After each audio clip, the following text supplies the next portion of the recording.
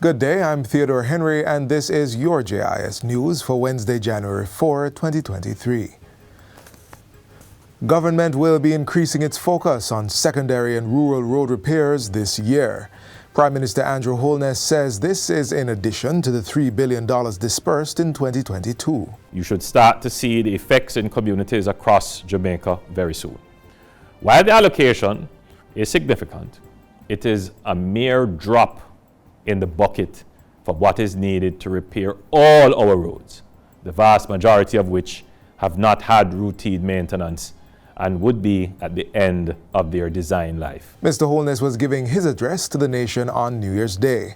He said there needs to be a national conversation about the spatial development of Jamaica and where and how persons choose to live. Mr. Holness asserts that changes in climate and population shifts are making it increasingly impractical to address infrastructure development using the national budget. Later this year, we will confirm the new development order for the corporate area and announce plans to redevelop town centres in all parishes to rationalise settlement in Jamaica in an orderly, sustainable and resilient manner. Jamaica's tourism industry continues to largely spearhead the country's gradual economic recovery from the COVID-19 pandemic. The Statistical Institute of Jamaica Statin reports that the hotels and restaurants' high performance of over 35% contributed to a 5.9% economic growth for the July and September quarter of last year. Growth in hotels and restaurants also led to a 6% growth in services industries for the same period.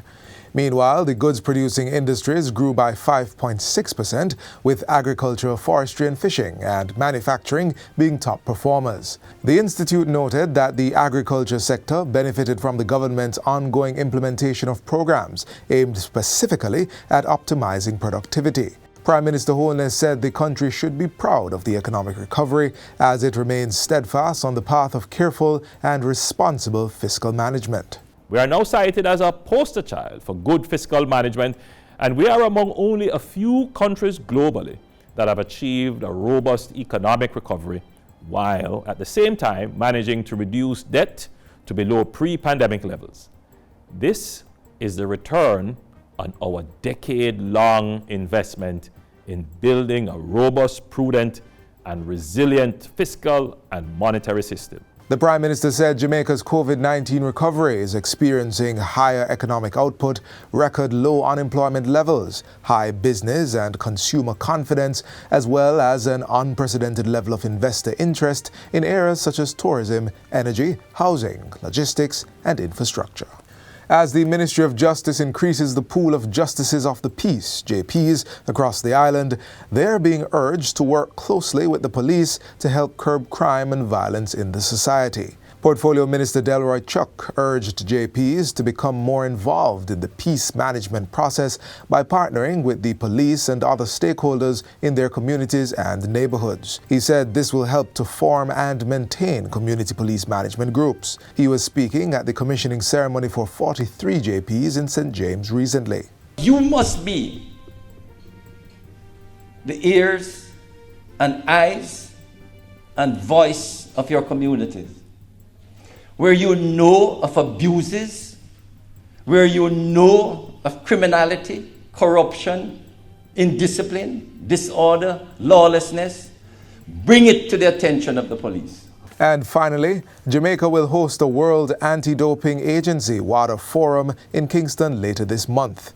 It is slated for January 26 and 27 and will target ministers of sport in the Caribbean and will be attended by WADA President Witold Banker. Jamaica has led the way in anti-doping in its anti-doping program.